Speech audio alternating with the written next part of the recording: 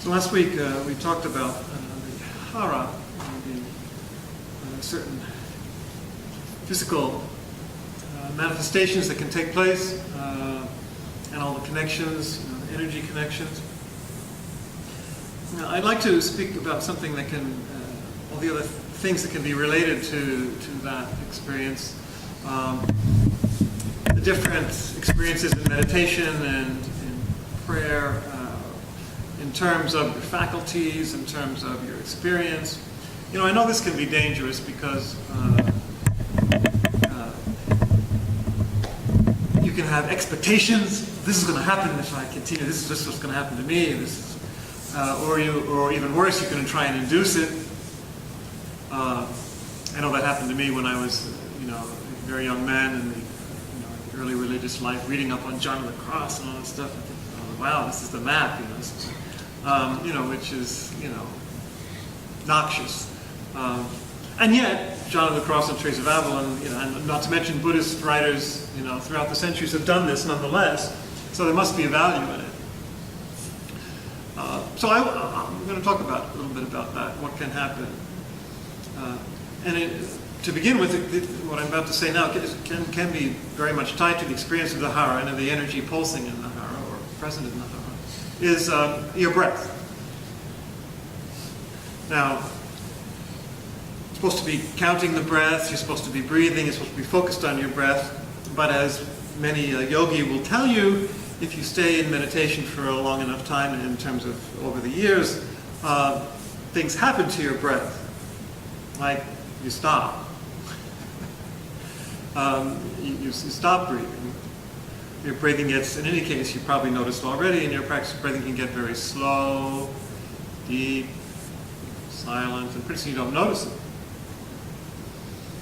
Now, when you read the books about yogis who say that, that they can control their breath, okay, but remember that at that stage, it's not they, in terms of ego or controlling their breath. There's something deeper going on there. And there's just a closer, connection to the phenomenon of the breath. And, it's what they also speak about as the inner breath. You get more focused on the inner breath, the inner surge of energy, the inner flow of nourishing energy that's there. So you can actually find that your breath stops. A line in the Psalms that I always like to quote, Psalm 76, that we use every Friday in the monastery. Towards the end it speaks about, pay your vows, you who round about bring your gifts, pay your vows to the one, the terrible one, who takes away the breath of princes. Terribly. It's what Rudolf Otto speaks about, the holy being, what's fascinating but also terrifying. So it feels like, almost like someone sticking a sword in you. It stops, it stops your breath, takes away your breath. It's breathtaking. It's wonderful that way, but it can be a little scary. Insofar as there's still an observer, you're aware that you're not breathing. And you're not breathing, and you're not breathing, and say, what on earth is going on? Well, you reach the depth, beyond the merely ordinary physical, everyday breath, and that's one of the results. So don't be scared when that happens. Just notice it. And of course, you do start breathing again, at least in my experience. Otherwise, I wouldn't be here. So, but that kind of thing can happen. Now, related to that, so that's a physical manifestation. But in terms of your faculties, people are often complaining. You're often complaining. You complain to yourself, I'm sure, that my mind keeps wandering, and I've got all these images and stuff coming up, and that's normal. That's especially in the first years. But and this is something that any spiritual practice will lead you to, and as I mentioned earlier, St. Teresa of Avila particularly catalogs this kind of thing, if you're interested in reading up on it. That slowly your faculties, however you define them, define a little bit less different in the East and the West sometimes, but they start being taken. So just like your breath is seized, so your faculties are seized. Your consciousness, different levels of consciousness are seized and stopped, just like the breath. In ascetical theology, Christian ascetical theology is called ligature. The word for binding, ligature. So it's not just something that happens it's not a medical term only, and it's not just a musical term, which it is also, but it's a mystical term. So your faculties are bound, just like your breath. So, for example, at a certain level of prayer called the prayer of quiet, St. Teresa speaks of, it's primarily, as she sees it, your will. I mean, your attention, call it your attention, call it your focus, is drawn by you don't know what. It's kind of held by something, you don't know what. And you're not flailing all over the place in terms of where your focus is. Something is, so it's not you that's focusing, it's your being focused, or you become focused, the focuser, the focused. Something is drawing you, something deeper than your usual awareness. And as St. Teresa says, there are different levels of being able to still move. I mean, there's also a physical, just like with the breath. I mean, something you can't move, but it's more difficult physically to move because you're being held. So it's like gravity, or something being held, almost pulling you and holding you. And on the level of your attention, as they say, that can happen. And then she catalogs different, what she calls the sleep of the powers. Isn't that interesting? She calls the sleep of the powers, because your different faculties are going to sleep, for example. They're not in their normal mode, and they're being held peacefully and silently, like sleep, by something deeper. So it goes from just your focus, your attention, to your imagination, your mind, all the different faculties. So your mind and your imagination can't wander anymore. They're being held in kind of a pure focus. And there's different degrees of intensity and completeness of this, as she says, and as I'm pointing out. But that's kind of like the evolution of your meditation experience, contemplation experience.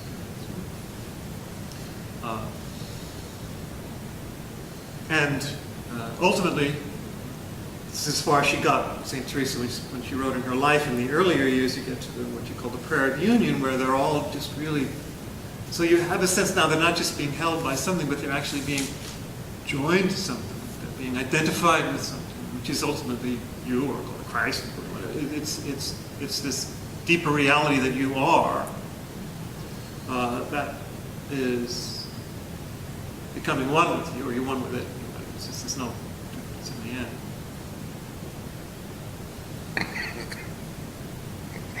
Now, on the level of, this is where there are some actually treatises on meditation with these different levels in the Theravada tradition, the original Buddhist tradition. They have lots of treatises on what happens in your mind, and as you go through meditation. So, more on the level of light phenomena that can occur. You'll probably experience this if you haven't already. And they speak of this. They call them nimittas, kind of like pulsating lights and colors and stuff, which are your chakras, basically, which you're becoming aware of, different energy conglomerations in the upper worlds, in your consciousness. One book of meditation treatise that I was reading from that tradition speaks about them as you're like around a big lagoon at night. All the other things are asleep, folks. And then these jungle animals come out. And if you're very still, you can see these intriguing creatures. And that's what these light forms are like. Now you may find that you get pulsating light, pulsations of light that can go on for half an hour, even. But then ultimately, it's what they call jhanas. This just brightness, it's there, and a deep peace. It can take different forms. But there's this level of consciousness and awareness, which is luminous.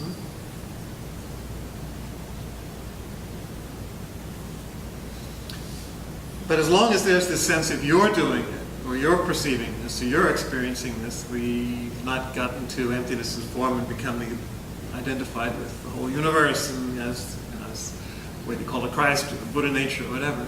So this is a bit where John of the Cross speaks about the various purifications, as you know, and less focused on these different faculties and what's happening to them as Saint Teresa does.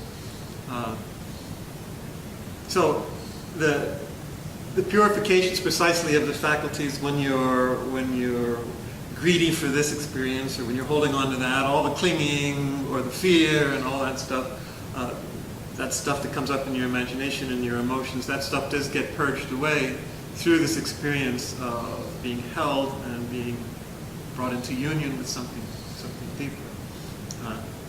But when he speaks what he calls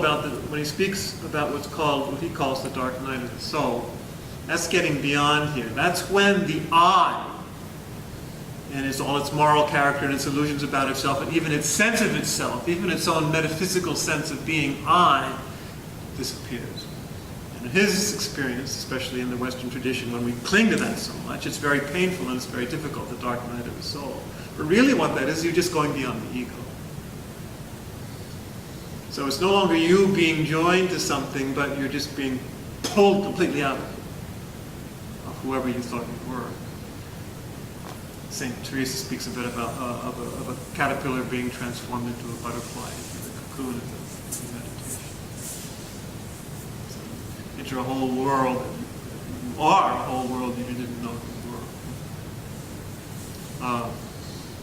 And that's also, in her later work, the interior castle, the Molas Moradas, she speaks about the level what many interpret as ecstasy.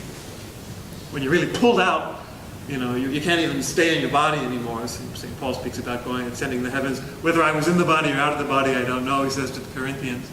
And as all the yogis and others, and also in our Catholic tradition, we realize this is a defect.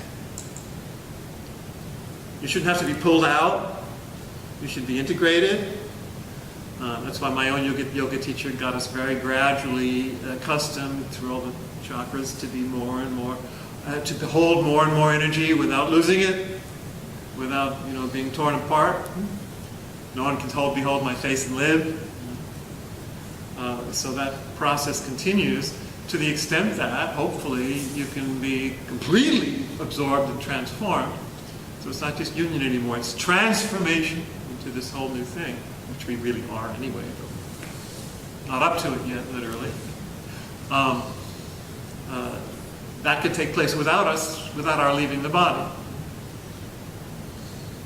It's all one. Emptiness is form and form is emptiness. That's what it is, and that's the ideal in the actual experience. But the ultimate beyond that is what they call mystical marriage, which is really becoming the complete thing, becoming completely one with the universe, one with Christ, one with Buddha, whatever you want to call it. And that, well, you've disappeared, so who can describe it in terms of a separate entity, separate ego. So those are some of the things that can happen to you along the way. One of the images that John of the Cross and Teresa like to use is like a sword, or like being pierced, wounded and healed at the same time. That's like that being put to sleep, being killed. So the faculties and your whole being doesn't work in the same fashion. It's been taken and held and pierced. Transformed by another reality. So that's often the way it can be experienced. Manjusri's sword is a perfect image of that in the Zen tradition. That lofty bodhisattva wisdom just slices right through your ordinary way of being and thinking so that you're not there anymore. Slaying that. slaying so that you can live. I die because I don't die, Saint Teresa said.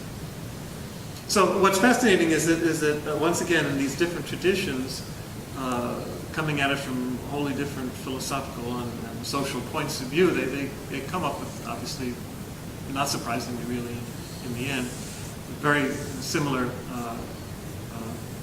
trajectories for the spiritual journey. Because we're just the one human being in whatever tradition we're working in, and it's not surprising that the evolution of our experience and our consciousness and our being take similar forms. So we have some time for questions or comments.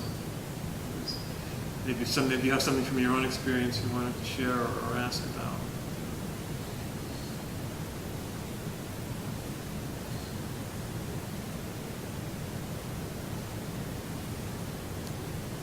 You're not saying. Just that when these experiences do occur, it's always useful to go back to the original mind, humility, and simplicity. Well, that's a good point. The imagination from starting. Well, original mind is where you wind up, but maybe where you start from too, of course. But yeah, well, that's a good point. I mean, John's one of the things that John the Cross points out. When you're starting in the spiritual life, and these things start happening, and you say, "Wow, this is great! I'm hot stuff," you know. And of course, that's ridiculous, and that's when you get purified of all that. When it just the bottom falls out, and you realize you're not hot stuff at all. But as you grow and you realize more and more, and you experience more and more, that it's this total gift. There's nothing you're doing, or nothing you earned, or anything idiotic like that.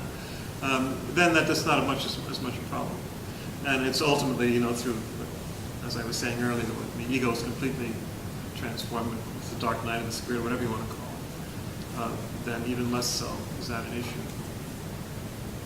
There's not even an ego left to become proud at that point. But yes, especially in the earlier years, that can be a problem. It's kind of funny, it's like being married. Your wife is there, she encourages you, pushes you along, and as soon as you get a little too full of yourself, she brings you down again. So. Well, it is a mystical marriage, of course, yes, especially envisioned within, you know, the Bhakti, Sufi, Catholic, Christian, Judeo-Christian tradition. I see more personalized that way. Yes.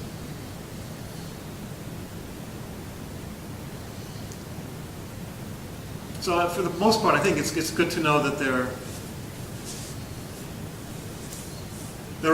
are these destinations along the way. There are these experiences which are common, and it can encourage you to, you know, stick with it, you know, in the drudgery of slugging along, especially in the early stages.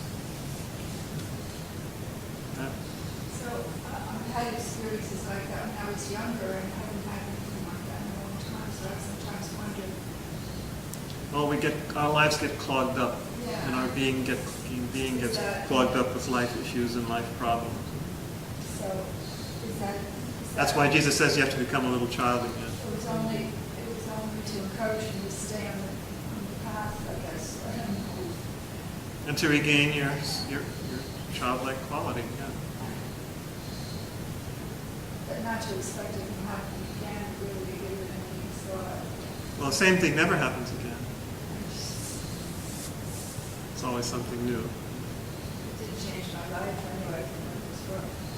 And it still can, something else, something deep.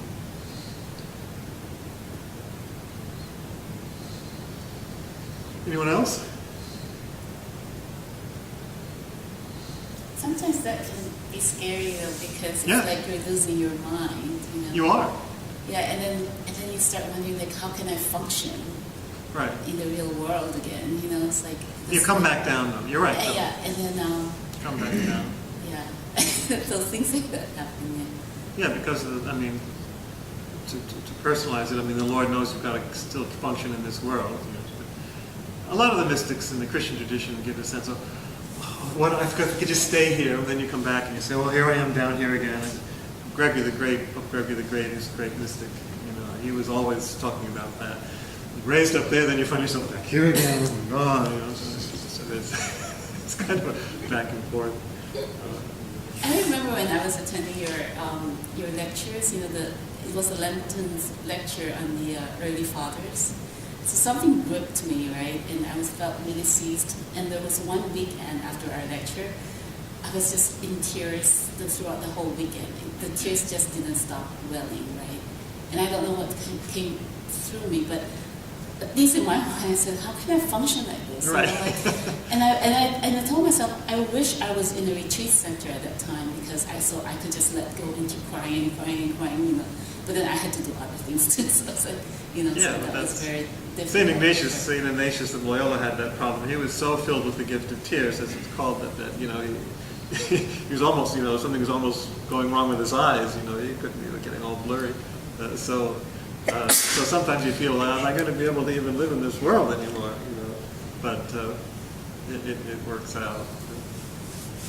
That was scary though. Well, if you're not awed and scared, as I was saying earlier, Sure, yeah. then it's not it. Then you're not really experiencing it, because it is wondrously overwhelmed. All right, well, let's sit for a few minutes and then do the vows.